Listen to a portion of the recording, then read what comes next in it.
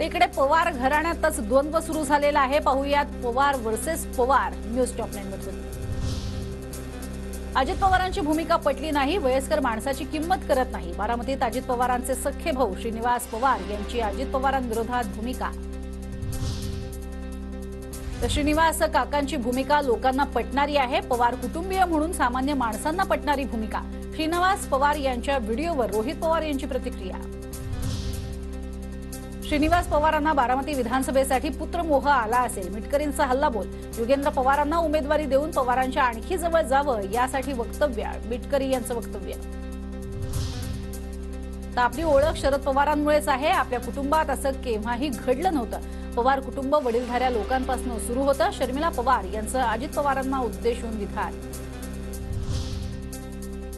शरद पवारांनी लोकशाहीचा खून केला, चंद्रकांत पाटलांचं विधान। तर आमचं सोडा, सर्वसामान्य देखील तुमच्या बोलण्याला किंमत देत नाहीत, रोहित पवारांचं विधान।